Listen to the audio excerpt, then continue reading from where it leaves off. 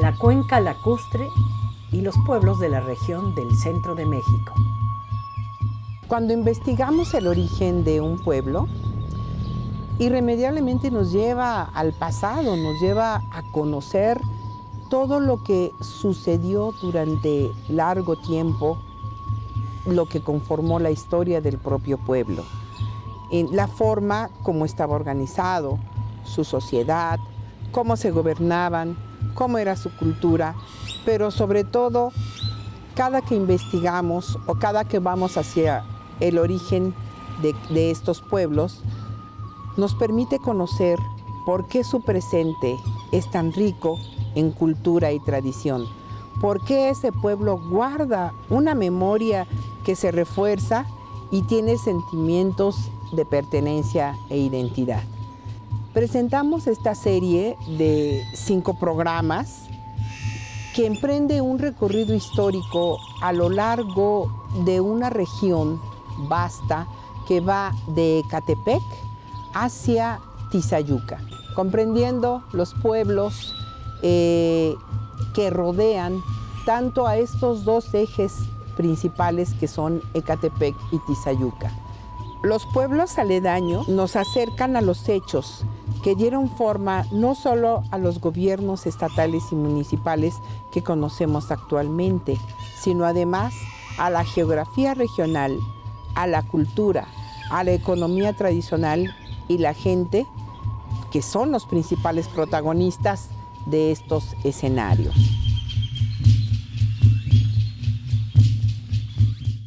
En este primer video exploraremos la historia prehispánica de lo que antiguamente fue una cuenca conformada por 5 lagos: Xaltocan, Zumpango, Xochimilco, Chalco y Texcoco.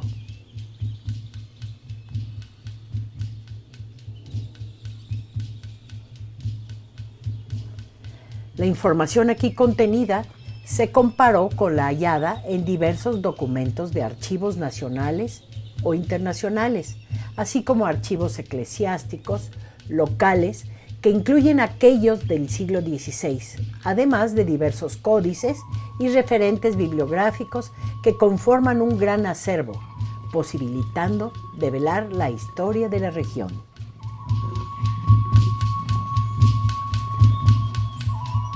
Durante este recorrido histórico, utilizaremos la geopolítica para explicar la vinculación entre la vida cotidiana y los diversos contextos geográficos y económicos relevantes que son el escenario donde la gente interactúa, de acuerdo con su particular visión del mundo. A esta relación humana, con su contexto, es lo que Alicia Barabás llama territorialidad.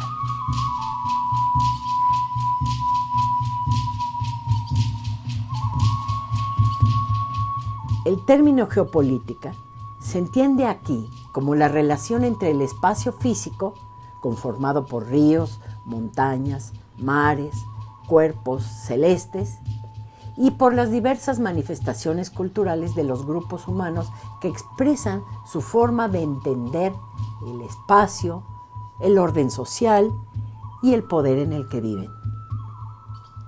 Esta interrelación hombre, territorio y poder permite desarrollar un sentido de identidad con saberes tradicionales que los grupos reproducen dentro de diversos escenarios a lo largo de su historia.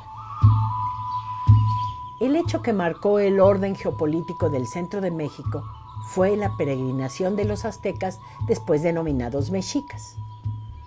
A partir del registro de su larga travesía en la llamada Tira de la Peregrinación o Códice Boturini, es posible hoy hablar de las relaciones sociales entre los grupos asentados en los diferentes espacios, la organización del territorio, la cultura e inclusive la influencia de su pensamiento cosmológico en la relación hombre, contexto y divinidad.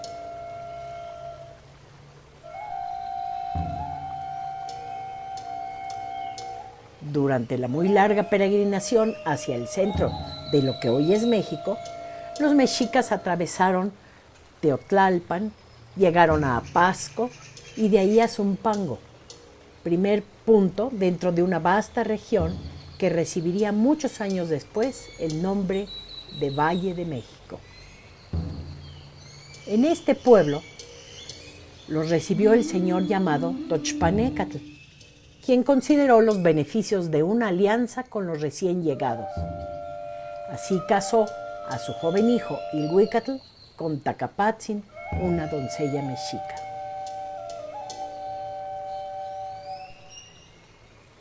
Tras 7 años en Zumpango, Huitzilopochtli, dios de los mexicas, les ordenó seguir su travesía. Estos pidieron a Tochpanecatl les diese a su hijo Ilhuicatl para que los acompañara y así ir con mayor seguridad en su viaje. Ilhuicatl y su mujer se fueron con ellos y llegaron a otro lugar llamado Tizayocan, donde permanecieron por 1 año. En este lugar parió la mujer de Ilhuicatl a un niño al que llamaron Huitzilihuitl. Los mexicas festejaron este acontecimiento.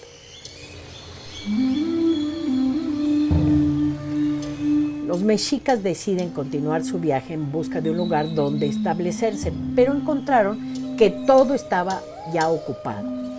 Así que cualquier lugar donde se establecieran tendrían la obligación de pagar tributo en trabajo o en especie, según lo solicitaran los gobernantes. Al continuar su travesía, pasan por los pueblos que hoy conocemos como Xaltocan, Ecatepec, Coatlán, Tulpetlac, Pantitlán y Popotla, hasta llegar a Chapultepec. Una vez aquí, los dirigentes acuerdan que es necesario asentarse definitivamente y, como señala el cronista Chimalpain, consolidarse como un pueblo. Deliberaron sobre quién debía ser el primer Tlactoani y se decidieron por Huehue Huitzilihuitl, el caudillo nacido en Tizayuca. De acuerdo con Galicia y Sánchez, esta fue una decisión estratégica debido al parentesco establecido con la clase noble, los Pipiltin de Zumpango y Xaltocan. En Chapultepec, los mexicas hicieron ceremonias de atadura de años y encendieron el fuego nuevo. Huitzilihuitl ordenó delimitar aquel cerro y construir muros de piedra con centinelas de día y de noche.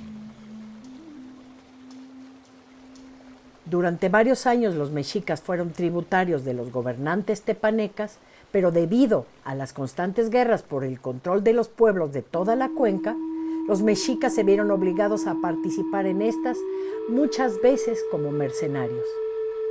Los tepanecas fueron derrotados y los mexicas expulsados de Chapultepec. Huehue Huitzilihuitl fue hecho prisionero y asesinado.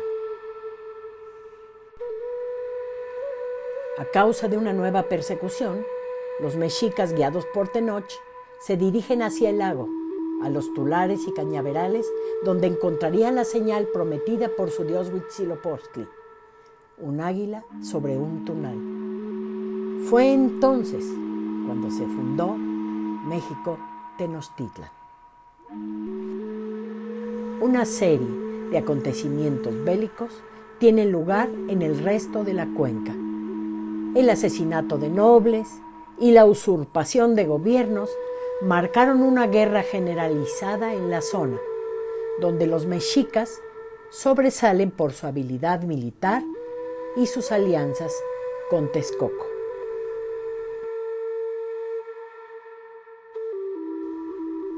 Ixtlilxóchitl, cansado de estar sujeto a Tezosomoc, llamó a todos sus vasallos para que lo reconocieran por monarca y señor universal, ofreciéndole someter por las armas a los señores que no lo quisieran reconocer. Reunidos en Huexutla, Ixtlilxóchitl fue elegido monarca y como sucesor y heredero, su hijo Nezahualcóyotl. Tezosomoc vio que no podía contener a los suyos ni a los de sus aliados y deudos para sujetar a los Acolhua. Buscó amistad con el señor de Otumba y con el de Chalco, que eran las provincias poderosas de Ixtlilxóchitl. Mediante obsequios y promesas, les pidió que mataran a Ixtlilxóchitl, a lo que estos señores accedieron. Cuando Ixtlilxóchitl se percató de la rebelión de estas provincias, así como de muchas otras tierras bajo su dominio, reunió un poderoso ejército que sometió a los tepanecas por 4 años. Casi vencidos los tepanecas, Tezozómoc decidió rendirse, pero aprovechó un descuido de Ixtlilxóchitl, a quien atacó a traición en Tepanohuayan. Ixtlilxóchitl puso a salvo a su hijo Nezahualcóyotl, quien desde arriba de un árbol vio la muerte de su padre.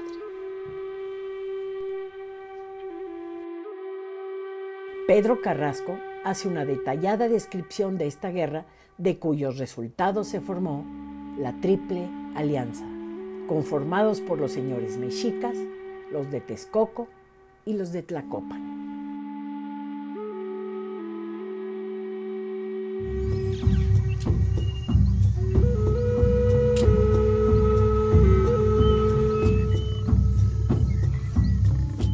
Tenochtitlan inicia su crecimiento, primero interno y después político-militar, aunque seguían siendo tributarios de los tepanecas. Su primer tlatoani fue Acamapixtli, descendiente directo del linaje noble de Culhuacán. Es muy importante el hecho de que este gobernante consigue casar a su hijo Chimalpopoca con una hija de Tezozómoc, logrando para Tenochtitlan parte del botín que Tezozómoc, con ayuda de los mexicas, obtuvo en la guerra contra Ixtlilxóchitl.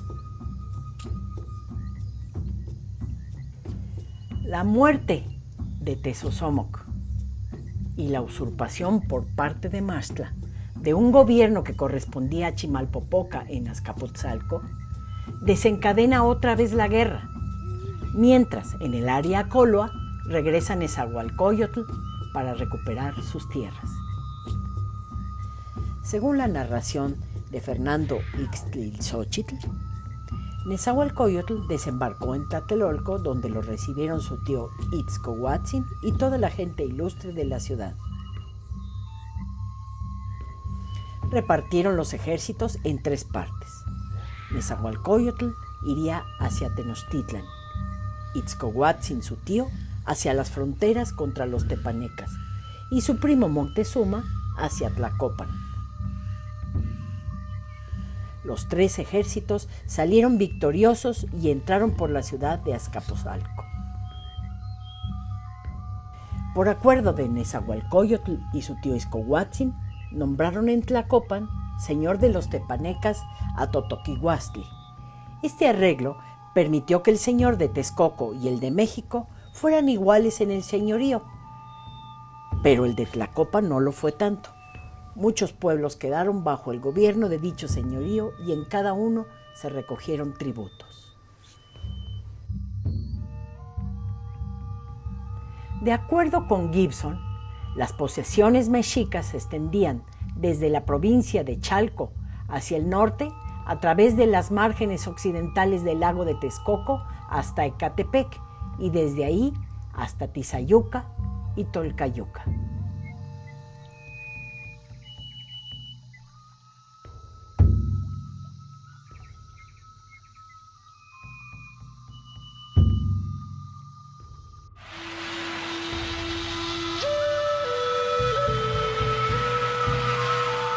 Una forma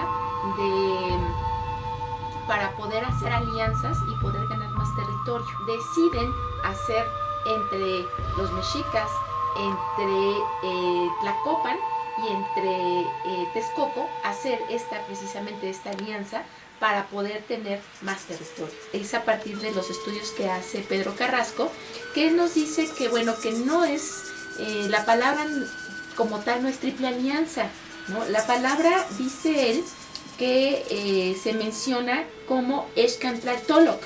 Y Excantlaltoloc significa el gobierno de las 3 cabezas. Podemos observar, por ejemplo, en una de las imágenes que vemos del Códice Osuna, que ahí nos narra varios acontecimientos muy importantes sobre lo que hacía la Triple Alianza y por supuesto lo que hacían sus gobernantes. Vemos la toponimia, que las toponimias son los nombres de cada uno de los lugares en donde que gobernaban estos grandes señores. Vemos de un lado Texcoco o Texcoco, que está gobernado por Netzahualcoyotl. Por el otro está Mexico, que está gobernado por Ixcoatl. Y por el otro lado está Tlacopan, o mejor conocido también como Tacuba, y que lo gobierna Totoquihuatzin.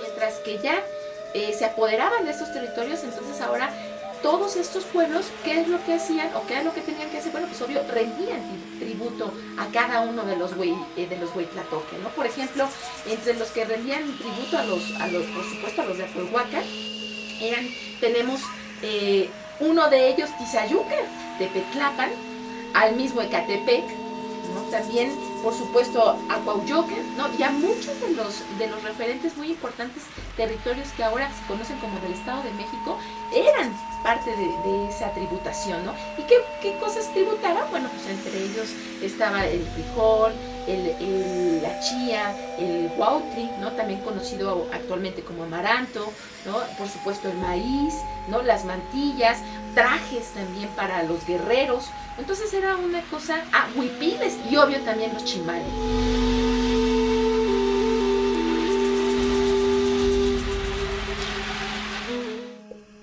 El orden geopolítico derivado de la Triple Alianza tuvo que ver con la forma de solicitud y recaudación de los tributos.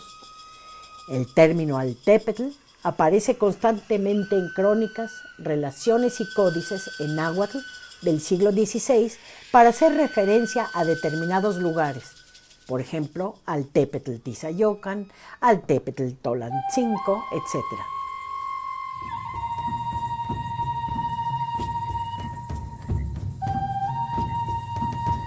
Altépetl es el nombre del monte sagrado.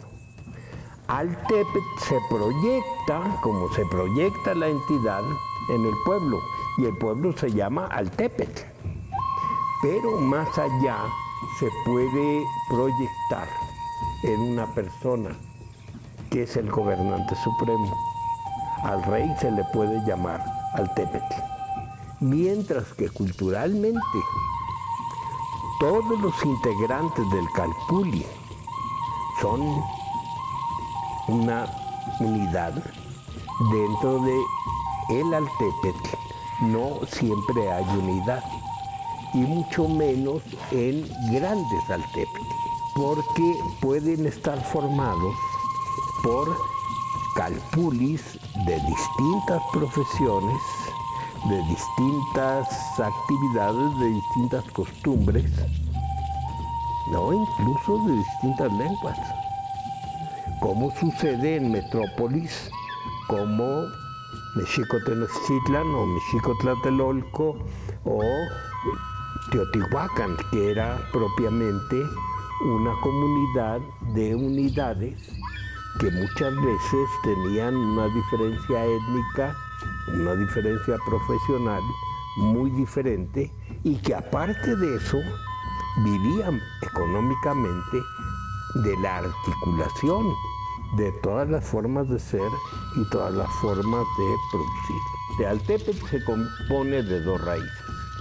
Una de ellas sería agua, que es ac, y la otra a la que se le agregaría o derivaría de una palabra, no sabemos, antigua, ali, o que siempre o simplemente sea una ligatura, es al, y la palabra tepetl. ¿Qué significa? El monte sagrado, precisamente, que es un monte hueco. Y ese monte sagrado muchas veces tiene un símbolo en la base, que puede ser un chorro de agua, o una corriente de agua, o puede ser una barra simplemente, pero está significando en todos los casos Altépetl.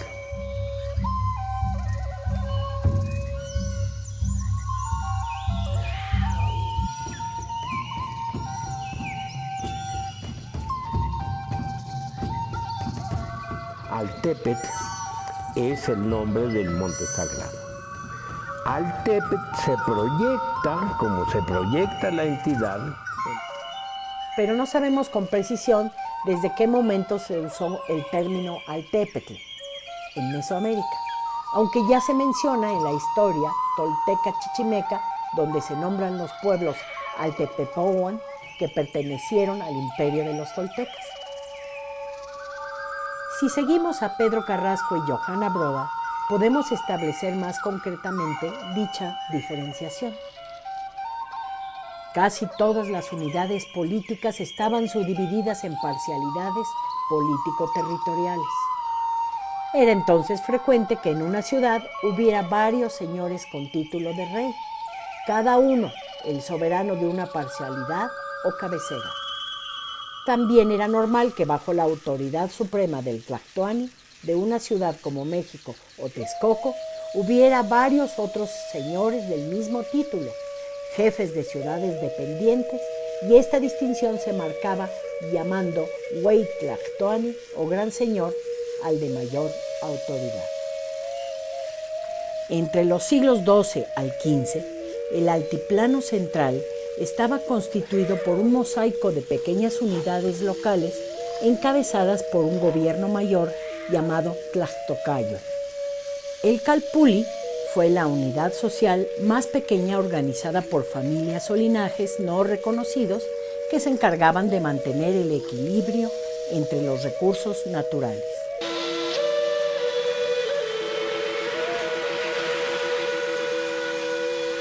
La organización social más importante es el Calpulli, indudablemente. El Calpulli es una unidad vinculada sobre todo por una idea religiosa. La formación del Calpulli indudablemente tiene raigambre económica. Es una unidad de producción colectiva y de adaptación de la economía familiar, doméstica, a propiamente una producción colectiva. Y esto se da por la idea religiosa del parentesco que tienen todo aquel conjunto de familias con la idea de que derivan de un mismo personaje que es un dios patrono. Entonces, todos ellos dicen, somos hijos de fulano.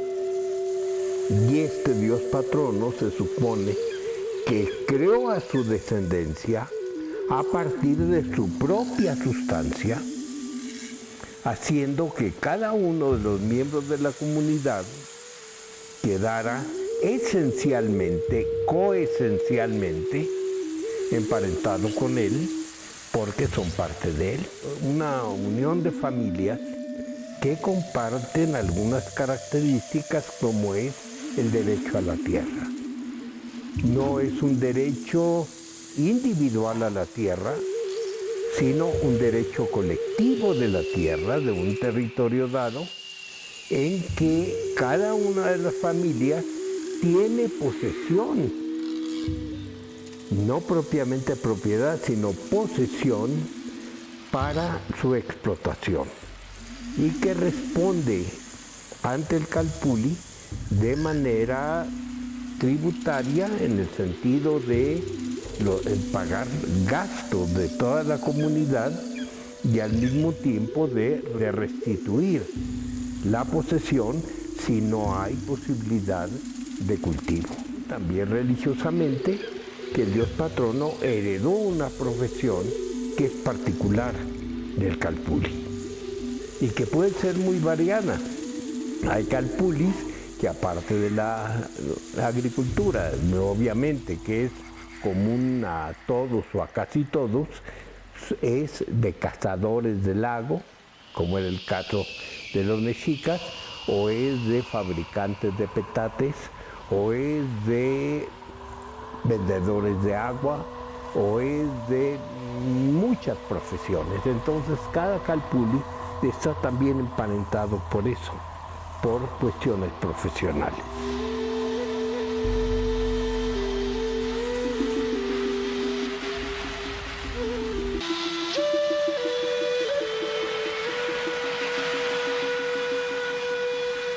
organización social más importante es el Calpulli, indudablemente. El Calpulli es una unidad vinculada sobre todo por una idea religiosa. La formación del Calpulli indudablemente tiene raigambre económica. Es una unidad de producción colectiva y de adaptación de la economía familiar, doméstica, a propiamente una producción colectiva.